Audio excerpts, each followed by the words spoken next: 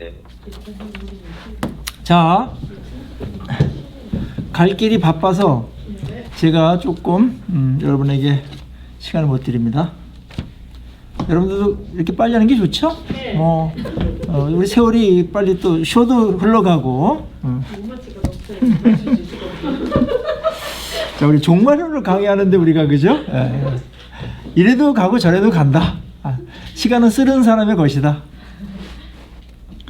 자, 오늘 26장입니다. 지금 이 시간에 26장. 26장은 이제 예수님을 죽이려는 의논이 본격화되고요. 벼르는 정도가 아니라 이제 흉계를 꾸밉니다. 그때 이제 예수님의 머리에 향유를 붓는 그런 사건이 벌어져요. 6절서부터 13절까지 26장 6절에서 13절까지 매우 귀한 향유 한 옥합을 한 여인이 예수님의 머리에 붓습니다. 매우 값이 나가는 것인데 확 깨버린 거예요. 확 붓어요. 그거를 부었을 때 예수님이 죽음에 대해서 근데 바깥에서도 죽이려고 하는 어둡고 음산한 분위기가 있었는데 향유야말로 향이 진동하는 거거든요. 거기에 향이 부어지면서 거대한 십자가의 사건의 서곡이 아름답고 향기롭게 변합니다. 이 아름다운 사건은 십자가의 죽음이 겉으로는 처참하지만 그 의미가 얼마나 아름답고 향기 나는지 십자가에 대한 우리의 생각을 바꿔줘요. 그래서 그렇게 사용하신 것 같아요. 그래서 예수님은 제자들은 이걸 허비라고 그랬지만 예수님은 잘했다고 그랬습니다. 나의 장례를 준비한다. 그렇게 놀라운 해석을 해 주셨습니다. 이게 이제 300데나리온이니까 1년 연봉 정도 되는 거니까요. 이 여인이 밖에서 예수님께 향유를 드린 사건. 이 사건은 나중에 유다의 배신이 나오거든요. 유다의 배신과 대조를 이뤄요. 바로 이 사건 끝나면 유다의 배신이 나와요. 이제 배치를 잘했죠, 마태가. 아름다운 허비. 그런데 그 300데나리온이 값이 크긴 하지만 아깝다고 생각했던 제자들은 경제 논리로 말한 거예요. 가난한 자에게 주면 좋지 않냐. 그거는 이제 어떤 박애적인 그런 거예요. 그렇지만 언제나 다른 사람들을 구제하는 그것이 절대선은 아닙니다. 예수님이 얼마나 귀한 줄 알면 그 죽음이 얼마나 엄청난 일인가를 알면 이것이 허비가 아니라는 것을 나중에 깨달았을 텐데 그들은 이제 아직까지 거기에 생각이 못 미쳤던 것 같고 예수님은 그걸 정확하게 아셨고요. 그 여인의 입장에서도 그것이 손해나 그런 것이 아니었고 이 복음이 전하는 곳마다 이 여인의 이름이 알려질 것이라고 했잖아요. 그렇다면 그것은 아름다운 허비이면서도 아주 가장 잘 허비한 그런 것일 수도 있습니다. 그 여인은 뭐 거기까지 생각은 안 했겠지만 예수님께서 그렇게 아름답게 해주셨다는 거죠.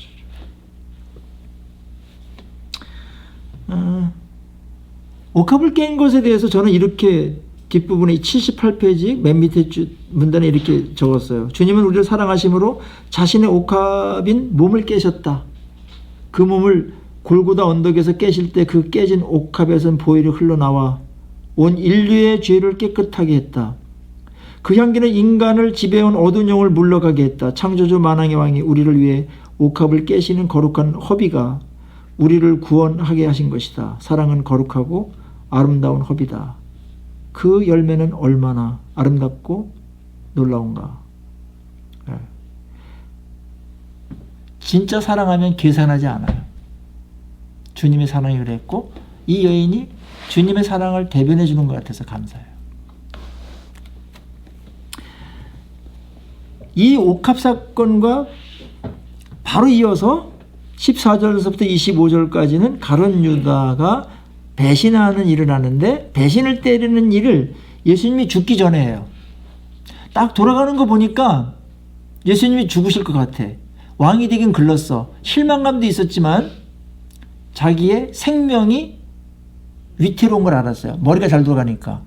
그래서 배신을 하면 이 두목의 부하가 아니라는 것이 입증되잖아요.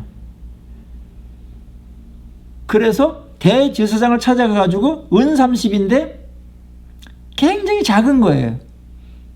이 내부 고발자로서 굉장히 작은 액수예요. 돈이 목적이 됐다면 흥정했을 거예요. 돈 더 달라고.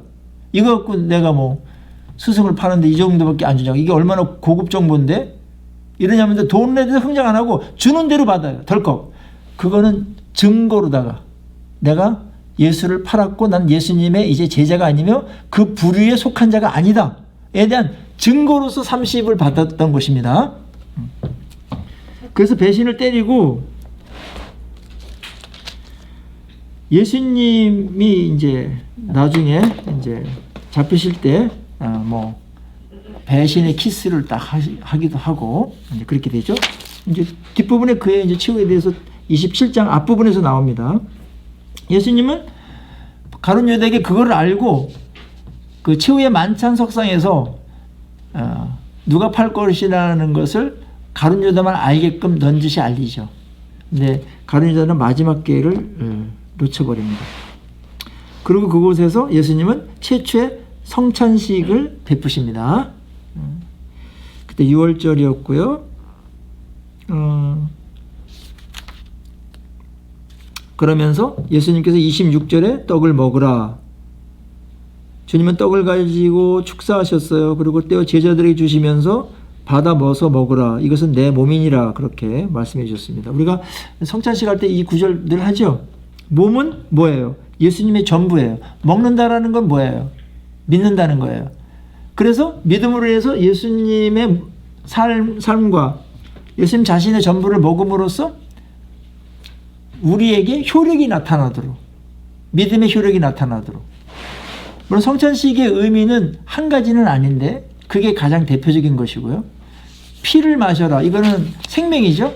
그러면서 새로운 피의 언약을 맺었다. 옛날에 언약들이 많이 있었어요. 옛날에 짐승의 피로다가 했던 언약도 있고 그랬는데 그것은 임시 방편이었어요. 이제는 진짜 언약이 생겼죠. 예수 그리스도의 십자가의 보혈로 인한 언약. 그 앞에 어떤 죄든지 언제든지 나가든지 다시 무슨 제사를 드리거나 그러지 않고 예수님의 대제사장이 되시면서 뭐예요? 제물도 되셨어요. 영단번의 제물을 드린 새로운 용서받는 구속의 일이 벌어지게 됐다. 이게 새로운 피의 언약입니다. 십자가의 이 파워라는 것은 어마어마한 것이죠.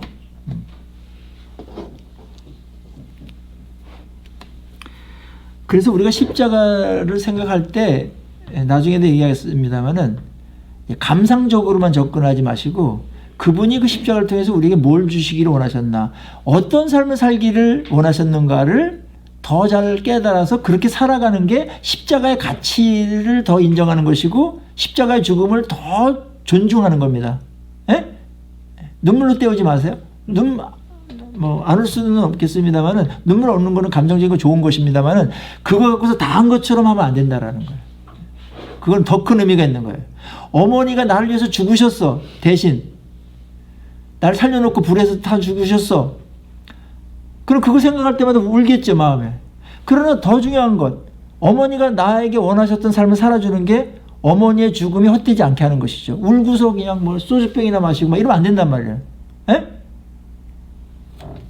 거룩하고 영광스럽게 살아야죠. 거기 성찬식에 대한 요약이 쭉 제가 해놨으니까 나중에 참고하시고요. 예수님께서 이제 감난산으로 가시면서 이제 겟세마네 동산에서 기도하는 장면이 36절에서 46절 사이에 나옵니다. 그 유명한 기도 제목이니까 기도의 또 사건이기도 하기 때문에 다 설명하지 않아도 알 거예요. 예수님께서 거기서 굉장히 고민하시고요. 38절에 보면 이에 말씀하시되 내 마음이 매우 고민하여 죽게 되었으니 너희는 여기서 나와 함께 머물러 있으라. 그 심정에 지금 그 고난받을 생각하니까 엄청난 그 괴로움과 이런 것들이 이제 밀려왔어요. 예수님은 또 이걸 다 아시는 분이니 얼마나 더 그랬겠어요. 예. 우리가 상상하지 한 것 이상으로다가 더 큰 고통이 있었고요. 그래서 하나님께 기도하면서 하나님 원하시면 이 잔을 내게서 지나가게 하옵소서. 그러나 나의 원대로 마시옵고 아버지의 원대로 하옵소서. 그러나가 굉장히 중요하죠. 하나님은 이거를, 예수님은 너무나 괴로워서 하나님 이거 피하면 안 됩니까? 그게 심정을 말한 거예요. 의지를 말한 게 아니라 그러나 내 원대로 마옵시고 아버지의 원대로 하시옵소서 하면서 아버지의 뜻에 자기의 마음과 심정과 감정까지 다 맡겨요. 그걸 기도한 겁니다. 기꺼이 지도록 해 주십시오 하나님 아버지. 기도를 다 한 다음에 3번 정도 한 다음에 이제 예수님이 이제 기도할 때 제자들 보고 너 시험에 들지 않도록 깨어서 기도해라 그랬는데 다 자빠져 잤죠. 그때 이제 예수님께서 제자들에게 마음은 원이로되 육신이 약해서 너희들이 그렇게 잤다. 이제 그렇게 말했죠. 근데 오늘날도 이거를 이제 잘 써먹는 성도님들이 있는데 제가 마음은 원이로되 육신이 약해서 그랬습니다. 그건 예수님이 해줘야 될 말이지 지가 하면 안 되는 거예요. 알았죠? 지가 하면 안 되는 거예요. 이거는. 예수님이 그렇게 말해 주셔야 되는 거지. 요셉의 형들이 당신 우리 때문에 총리 됐잖아. 이렇게 말하면 안 돼요. 잘못했다고 해 무조건. 그건 요셉이 그렇게 말해줘야 되는 거야. 알았죠? 나를 이렇게 당신들이 팔아서 그건 하나님이 보내신 거고 우리의 가족들도 살리고 이스라엘을 살리기 위해서 그런 겁니다. 그거는 요셉이 그렇게 말해야지 팔아먹은 놈들이 당신 우리 때문에 출세했잖아. 총리 됐잖아. 이렇게 말하면 안 된다는 거야. 저는 그래서 예수님이 우리 보고 친구라고 그랬을 때 주는 나의 친구, 우리가 그렇게 말하면 안 되는 것 같아. 동양에서는 서양에서는 통하는 것 같지만 그래서 난 그것 때문에 마음에 약간 걸려. 친밀감을 나타내는 건데 주님이 너 내 친구야 그렇게 말하더라도 아이 주님 그렇게 친하게 대해서 감사합니다. 그거는 받아들일 수 있으나 주님이 나보고 친구를 했어. 친구 막 이렇게 부르면 안 되잖아요. 예를 들자면 그런 거예요. 인격적인 관계이기 때문에. 근데 제자들에게 기도하라 그랬을 때 피곤했었는지 뭐 했든지 하여튼 자가지고 이때 이미 엄청난 시험이 있을 거를 예수님 내다보고서 기도를 준비하라고 했는데 기도 실패함으로 인해서 나중에 부인하게 되는 어떤 시험을 통과하지 못하는 일들도 벌어진다. 그래서 예수님께서 기도하게 하시고 시험을 이기게 하십니다. 그래서 어떤 큰 일을 앞두고 반드시 기도를 충분히 하십시오. 그때 우리의 마음도 정하고요. 능력도 받고 하나님의 뜻을 붙들고 가고자 하는 의지도 강하게지고 그럽니다. 예수님께서 이 기도를 한 다음에 더 이상 기도 안 하시고요. 42절에 다시 두 번째 나가 기도하여 이르시되 이렇게 쭉 얘기 기도하신 다음에 45절에는 이에 제자들에게 이르시되 이제는 자고 쉬라. 왜냐하면 마음이 정해졌어. 그것이 어려운 거 알지만 기꺼이 지도록 마음이 이미 정해졌어요.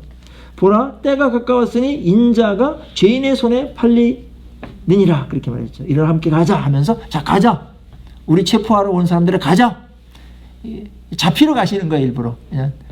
그때 이제 때에 맞게 이 사람들이 올라와 가지고 예수 그리스도를 이제 체포하려고 그러죠. 그때 베드로가 어디서 칼을 준비했는지 사시미 칼인지 뭔지 모르겠는데 그걸 가지고 딱 했는데 이제 그 제사장의 그 종 말구에 귀가 떨어지죠.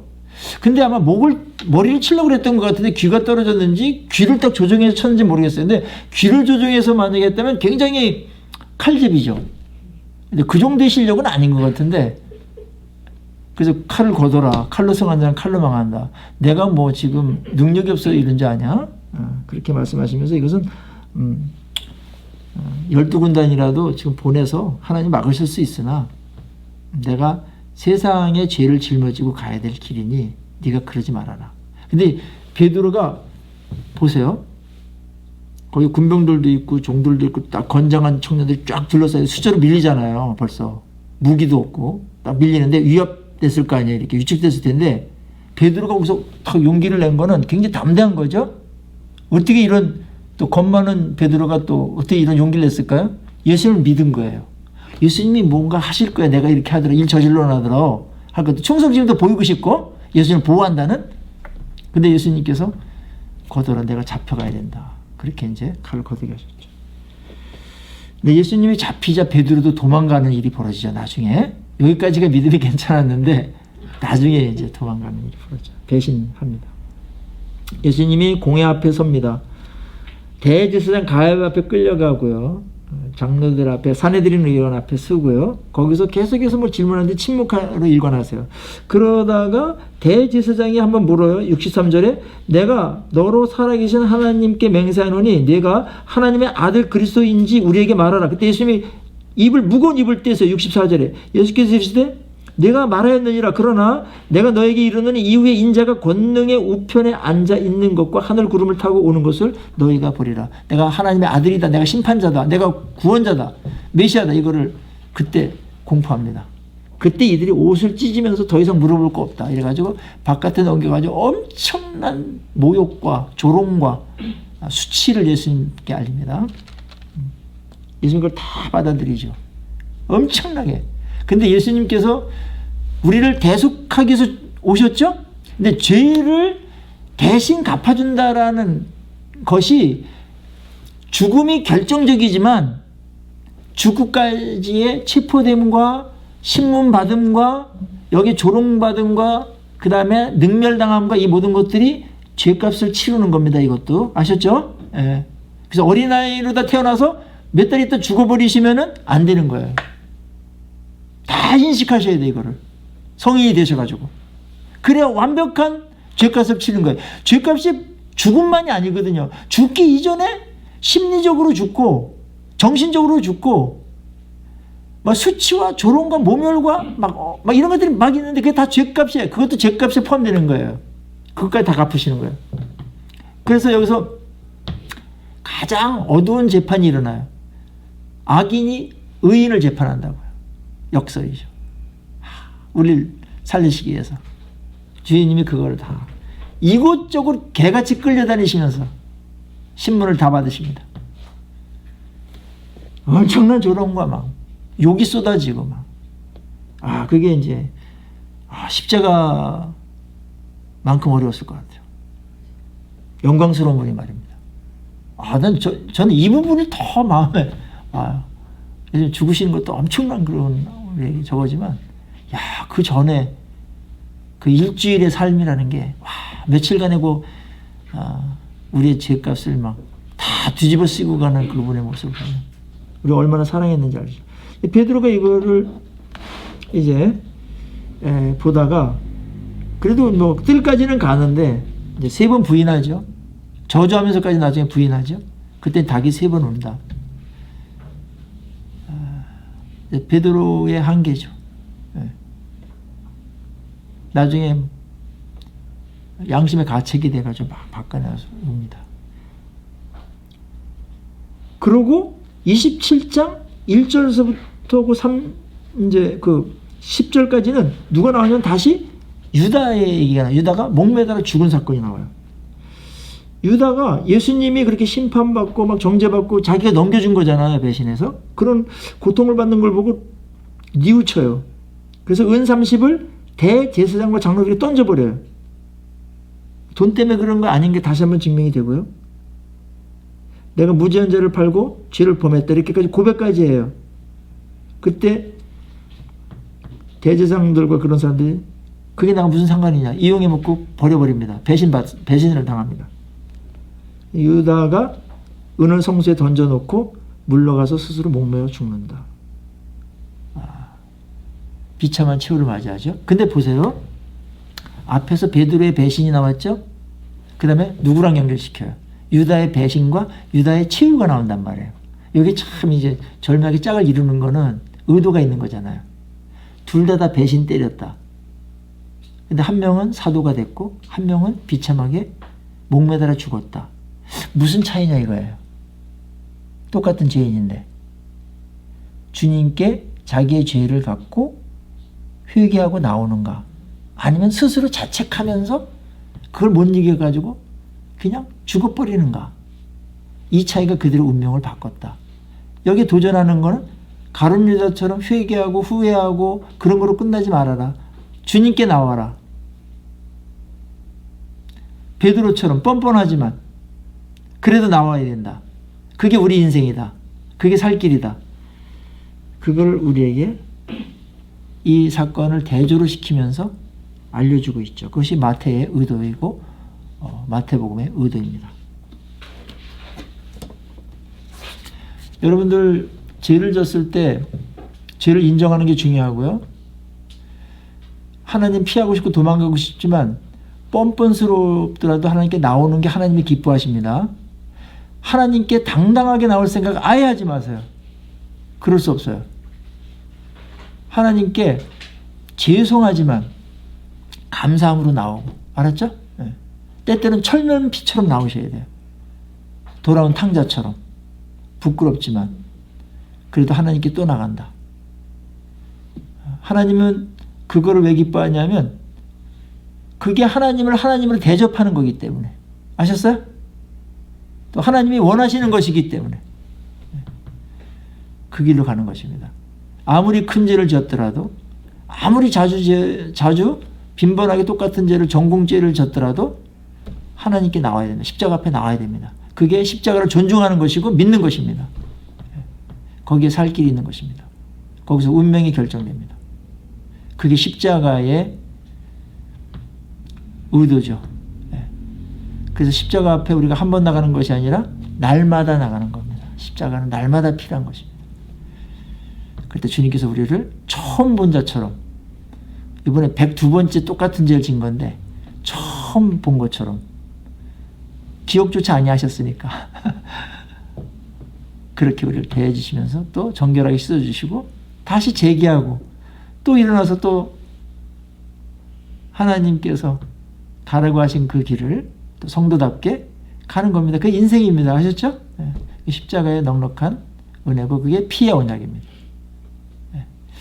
오늘 여기까지 하고요. 다음 시간에 오늘 진도 많이 땡겨놨기 때문에 다음 시간에 종강 때 다 마무리할 것 같습니다. 마무리가 굉장히 중요해요. 그렇죠? 마무리를 5번 읽어오세요. 아셨죠? 5번 읽어오시고 이 성경의 결론이면서 그 가장 중요한 인류 역사상 천지창조보다도 더 어쩌면 중요한 예수님의 십자가의 죽으심과 부활 사건이 일어나요. 네. 시간이 생긴 이래로 모든 시간은 중요했겠으나 예수님의 십자가에 죽는 시간, 부활한 시간, 그 3일, 그 3일은 인류의 모든 시간 중에 가장 중요한 시간이었습니다. 그 시간 동안 어떤 일이 벌어졌는지 다시 한번 새롭게 말씀을 통해서 보시고요. 여러분이 준비해 왔으면 좋겠습니다. 그리고 제가 요 점수를 또 내야 되는데 몇 페이지를 찍어서 올려라 그러면은 그날 어떤 시간을 그렇게 많이 안 줄 거예요. 그냥 또 막 쓸 수도 뭐 이렇게 평소에 예수님처럼 예수님 방법대로 하는 거예요. 평소에 했나 안 했나 그걸 볼 테니까 그냥 찍어서 그냥 올리세요. 알았죠? 그래서 뭐 80점 이상은 다 제가 드리겠습니다. 그러니까 하시고 딱 보면 알아 이게 적었나 안 적었는지. 네, 그렇게 그거를 평가를 하겠습니다. 그러고 마태복음 여태까지 한 것들을 그 A4 용지에 이렇게 사건별로 쭉 보면서 느낌 소감들, 은혜 받았던 것들, 특별히 나한테 다가왔던 거 다 다를 수 있으니까 그런 것들을 이렇게 기록을 해뒀다가 그걸 올리시면은 그거 갖고 평가를 그렇게 하도록 하겠습니다. 자, 강의 마치겠습니다. 수고하셨습니다.